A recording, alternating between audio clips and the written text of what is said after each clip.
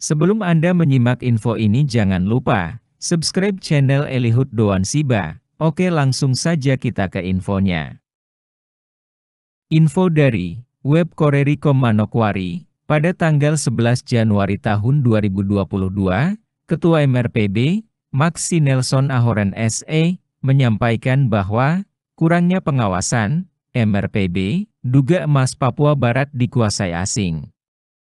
Lembaga Kultur Majelis Rakyat Papua Barat, MRPB, mendesak pimpinan TNI Polri bersama Kepala Kantor Imigrasi di daerah itu segera mengambil langkah penertiban terhadap aktivitas tambang emas ilegal yang diduga telah dikuasai pihak asing.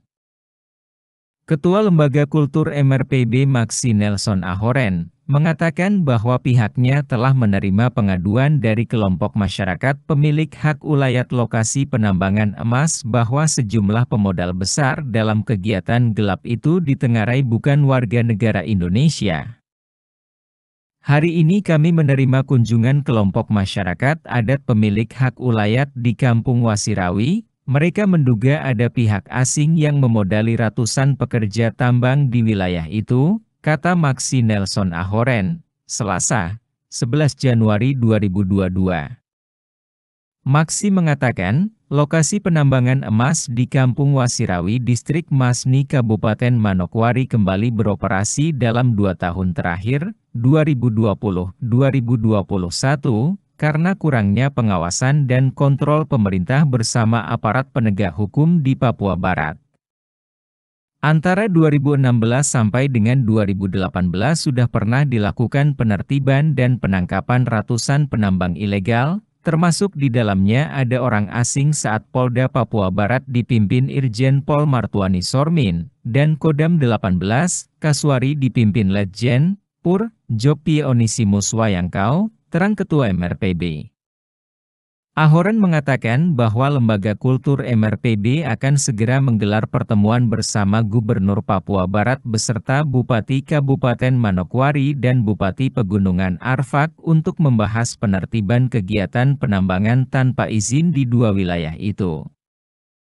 Diduga ada praktek perampasan kekayaan alam Papua Barat di tengah pembiaran aparat dan pemerintah.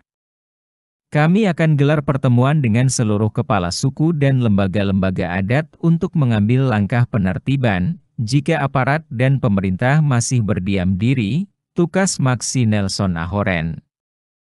Di tempat terpisah, salah satu pemilik hak ulayat lokasi penambangan emas di Kampung Wasirawi, Sebelon Mandacan mengungkap tentang ratusan alat berat jenis ekskavator digunakan dalam kegiatan penampakan ilegal, ikut menjadi ancaman kerusakan hutan dan fungsi hidrologi di hulu Sungai Wariori tersebut.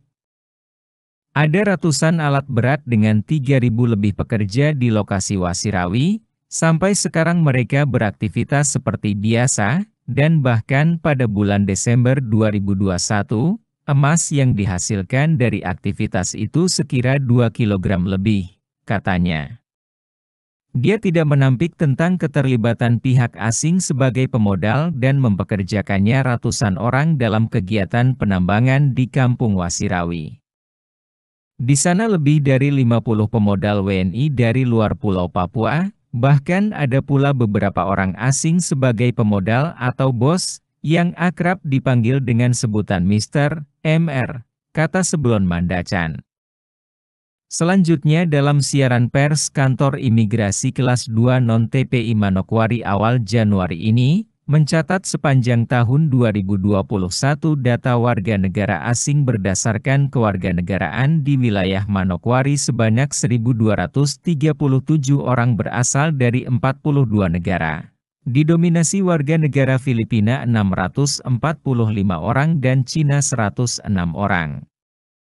Kepala Kantor Imigrasi Kelas 2 Non-TPI Manokwari, Iman Teguh Adianto menyatakan bahwa sepanjang tahun 2021 ada peningkatan penerbitan izin tinggal terbatas, ITAS, kepada 1.201 WNA.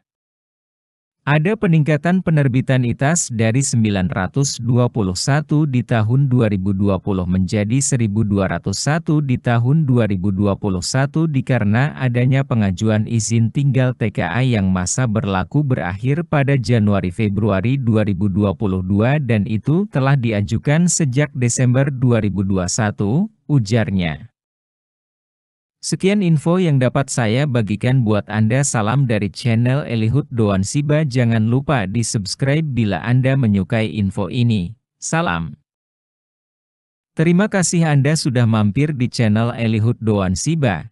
Sekali lagi jangan lupa, subscribe bila Anda menyukai info ini. Salam.